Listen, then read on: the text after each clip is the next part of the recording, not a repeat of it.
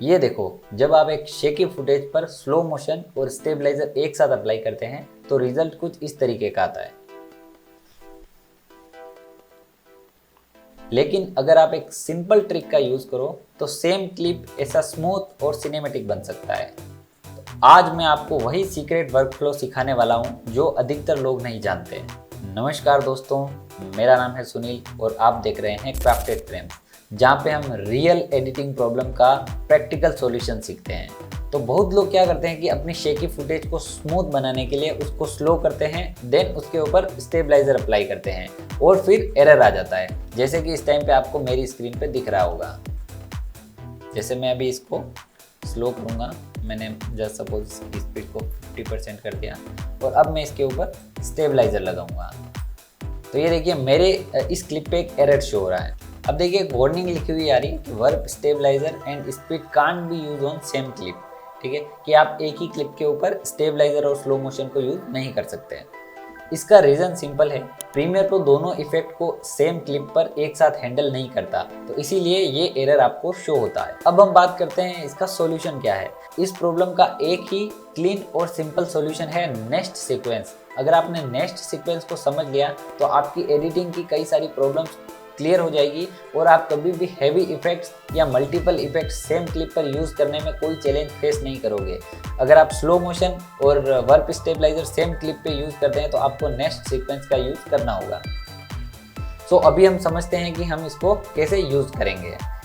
तो मैं अभी इसको अंडू कर रहा हूँ। ये मेरी ओरिजिनल क्लिप है, ठीक है। अगर आप देख सकते हैं, ये देखो इसमें कितना शेक है। ये एकदम हैंडल शूट किया है और विदाउट गिम्बल ये शॉट लिया हुआ है, डेकोर का एक शॉट है। हम वेडिंग फोटोग्राफर के साथ अक्सर ऐसा होता है कि कई बार सिनेमेटोग्राफर किसी अदर फंक्शन में ऑक्यूपाइड होता है, तो उस केस में जो ट्रेडिशनल फोटोग्राफर होता है वो इस टाइप के शॉट्स लेके हमको लाके देता है। तो उस केस में एडिटर को सबसे ज़्यादा चैलेंज ये आता है कि फुटेज को कैसे स्टेबलाइज करें। अगर आपको इस फुटेज को स्टेबलाइज करना है तो आप डायरेक्ट इसके ऊपर वर्ब स्टेबलाइजर लगाएंगे। आप इफेक्ट्स के अंदर अगर सर्च करेंगे वर्ब स्टेबलाइजर तो आपको ये मिल जाएगा, ठीक है। अब जैसे ही आप इसको ड्रैग एंड ड्रॉप करेंगे ये एनालाइज इन बैकग्राउंड होगा और ये अभी अगर आप इफेक्ट्स कंट्रोल पैनल पे देखेंगे तो अभी ये एनालाइजिंग चल रही है, ठीक है। ये वर्ब स्टेबलाइजर मेरा इफेक्ट यहाँ पे शो हो रहा है और यहाँ पे देखिए ये एनालाइज हो रहा है और ये जैसे इसकी प्रोसेस कंप्लीट होगी और ये स्टेबलाइज हो जाएगा। अभी देखो मेरा शॉट स्टेबलाइज हो गया है, ये देखो काफ़ी हद तक स्मूथ हो गया है, एकदम गिम्बल जैसा फील इसमें आ रहा है। ये देखिए अगर अभी आप देखेंगे तो काफ़ी स्मूथ हो गया है। इसके अलावा स्टेबलाइजर की आप यहाँ पे सेटिंग्स को चेंज कर सकते हैं, जैसे कि अगर आपको इसकी स्मूथनेस को चेंज करना है तो आप स्मूथनेस चेंज कर सकते हैं। यहाँ पे ये जो स्मूथ मोशन है, कई बार अगर फुटेज बहुत ज़्यादा शेकी होती है तो इसमें वेव्स वगैरह बन जाती है, तो उस केस में आप यहाँ पे स्मूथ मोशन की जगह नो मोशन, वो आप डिपेंड करता है कि आपकी क्लिप कैसी है, सिचुएशन के अकॉर्डिंग इसकी सेटिंग्स को हम चेंज कर सकते हैं। इसके अलावा अगर आप मेथड पे देखेंगे तो यहाँ पे कई सारे मेथड्स हैं जो कि अलग अलग कंडीशन में यूज़ किए जाते हैं। अभी जैसे मेरा इस पर काम हो गया तो मैं कोई भी सेटिंग्स को चेंज नहीं करूँगा। इसके अलावा अगर आप यहाँ देखेंगे स्मूथनेस, तो स्मूथनेस को आप 50%, 40% या बढ़ाना है या कम करना है, जितना आपको क्लिप स्टेबल चाहिए उतना आप इसको स्मूथनेस को कम या ज़्यादा कर सकते हैं, ठीक है। ये मैंने अगर 40% किया तो ये वापस से एनालाइज करेगा और मेरी जो क्लिप है ये अभी देखिए पहले से थोड़ी सी कम ये स्मूथ है, क्योंकि मैंने जो इसकी स्मूथनेस है उसको कम कर दिया है। सो इस तरीके से स्टेबलाइजर वर्क करता है। अगर आपको सेम क्लिप को स्लो भी करना है और आपको स्टेबलाइज भी करना है तो आपको एक ट्रिक यूज़ करनी पड़ेगी। तो फर्स्ट हम लोग क्या करेंगे, अभी मैं इस स्टेबलाइजर को हटा रहा हूँ, मैंने इस इफेक्ट को डिलीट कर दिया है, ठीक है। अब ये मेरी क्लिप है और मुझे इस क्लिप का इतना पार्ट ही रखना है, ठीक है। मैंने इसको कट कर दिया। अब ये वाला पार्ट है, मुझे इसको स्टेबलाइज करना है।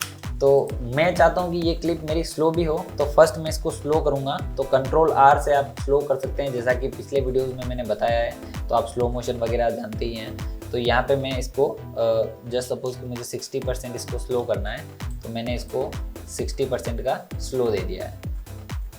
अब मैं चाहता हूँ कि मेरी ये क्लिप स्टेबलाइज हो जाए, तो मैं इसके ऊपर राइट क्लिक करूँगा और मैं इसको, ये आप देखेंगे राइट क्लिक करेंगे तो कुछ ऑप्शंस दिखेंगे। यहाँ पे आपको नेक्स्ट का ऑप्शन दिखेगा।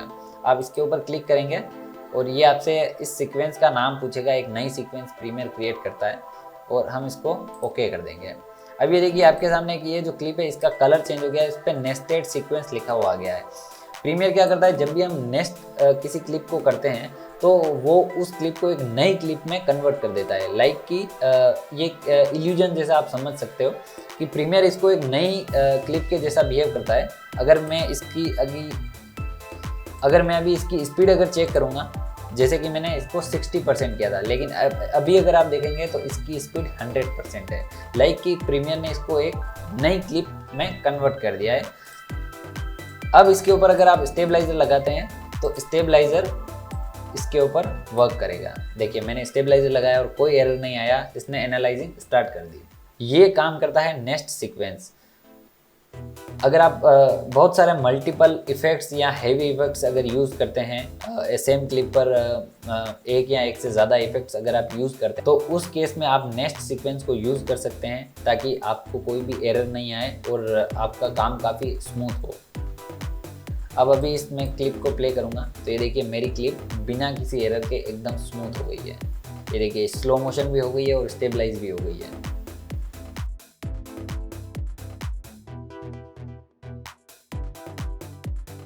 अगर आप एडिटिंग को सीरियसली सीखना चाहते हो तो इस चैनल को सब्सक्राइब जरूर करें, क्योंकि यहाँ पे आपको मिलता है रियल और प्रैक्टिकल नॉलेज।